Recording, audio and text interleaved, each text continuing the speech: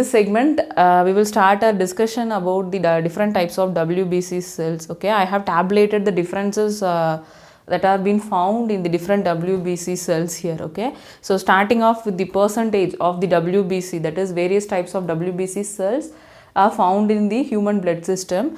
So we will see about each and every percentage. Talking about neutrophils, okay, neutrophils are present in the range of 62% in the blood, whereas the basophils are in the range of 0.5 to 2%, and acidophils are in the range of 2 to 4%, followed by monocytes in the range of 5 to 3%, and lymphocytes are in the range of 30%. Okay, this is the percentage composition of the various components of the WBC cell. So when we are talking about its size, okay, the neutrophils are in the range of 10 to 12 micron, and basophils, they take a range between 8 to 10 micron, and acidophils are in the range of 10 to 15 micron, and monocytes, okay, the cell structure of the monocytes are in the range of 12 to 15 micron, and lymphocytes, they are in the range of 8 to 12 micrometer. Okay, these are the various size ranges of the different cells of the WBC. So followed by the nucleus, as we have seen the diagrammatic representation, it is what? They are multi-lobe. The lobes, the number of lobes present are what? They are in a higher level, and hence they are called as what?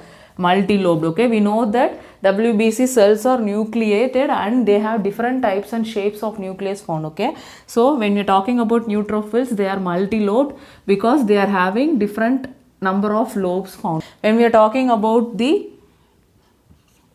basophils, they are S-shaped. Okay? The nucleus, it is in the form of S. So when we are talking about acidophils, it is having a bilobed nucleus. That is what? They have two lobes, okay, which are connected to each other, and hence they are called as bilobed nucleus. Okay? When we are talking about monocytes, they have a kidney-shaped nucleus. That is a bean-shaped, kidney bean-shaped nucleus is found in the monocytes, and lymphocytes, they have a rounded nucleus. Followed by the cytoplasmic content. We all know that based on the type of stains they are taking, okay, we have categorized it as acidophilic. If they are taking acidic stains, they are called as acidophiles. If they are taking a basic stain, then they are said to be basophilic. If they are taking both acid as well as the base stains, okay, if the granules they are taking both acid as well as base stain, they are called as neutrophilic. So cytoplasm of the neutrophils, they take both acid as well as the basic stain. So hence they are called as neutrophilic. When we are talking about basophils, they take up only the basic stains, and hence they are called as basophilic in nature. Okay, and when we are talking about the acidophilics, from the name itself we can say that they will be taking up the acidic stain, and hence they are called as acidophilic. So when coming to monocytes and lymphocytes, they both take up these basic stains, and hence they are basophilic in nature. Okay. Now coming to the granules, we know that based on the presence and absence of granules in the cytoplasm only, the major classification is being done. That is, we know that all these three, that is basophils, neutrophils and acidophils, they contain the granules, whereas the monocytes and lymphocytes, they do not possess granules. That is, absence of granules is found. Okay, they do not have any granules.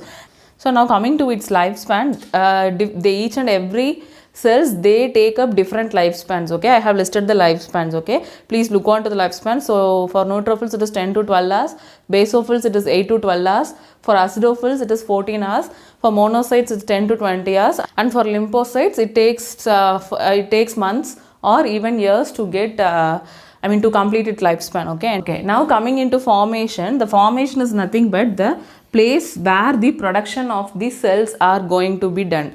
Okay, in case of neutrophils, basophils and acidophils, the production center is the red bone marrow cells. Okay, they are going to produced in the red bone marrow, whereas in case of monocytes, they are produced in spleen and lymph nodes. Okay, the monocytes are being generated in the spleen and lymph nodes, and lymphocytes are generated in thymus as well as in the lymph nodes. Okay, now coming to the functions. Okay, the functions that has been performed by the different types of the WBC cells are, when we are talking about neutrophils, the main function is phagocytes. Okay, phagocytosis. That is, they are going to kill the cells by the process of phagocytosis. Okay, say as we know that the RBC cells after the 120th day, okay, that is after the completion of the lifespan of the RBC cells, they are being destructed by the WBC cells. Okay, so this neutrophils and the monocytes, okay, they help in the process of the destruction of the RBC cells. Now when we are talking about the function of the basophil, they are going to secrete heparin, okay, which heparin is going to act as a anticoagulant. They prevent the clotting of blood, okay, the blood from being clotted during the circulation of the blood in the body. Blood is circulating in the body, it should not be getting clotted by the blood clotting factors that is found in the blood. So this heparin plays a major role of anticoagulation. That is, they do not allow the blood to clot during the circulation. When you are talking about the function of the acidophil, they are going to help in the mainly in the process of wound healing, and they are going to act as an anti-allergic property, okay. They are going to perform certain anti-allergic reactions when some external foreign pathogens are being entered into the body. They show some sort of anti-allergic reactions with which some inflammations or some allergic reactions will be expressed to the external surface of the body, and we will be sensing it, okay. So this is done with the help of the acidophils that is found in the WBC cells, okay. Then coming to the lymphocytes, they are mainly performing a function of the antibody formation, okay. That is, when a foreign pathogen is entering into the body, our body, it should develop some immune response to fight against that particular pathogen, okay. That main process is carried out by the B and T lymphocytes that is found in the body, okay. These are the various parameters that are to be compared with the different types of the WBC cells, okay. So this is all about the various categories of or classification of the WBC cells that is found in the human system. I hope this tabular column will be making you to understand the concepts in a simplified way. So in the next class, we will discuss about the one more component, that is platelets. So that's all for today's session. Thank you.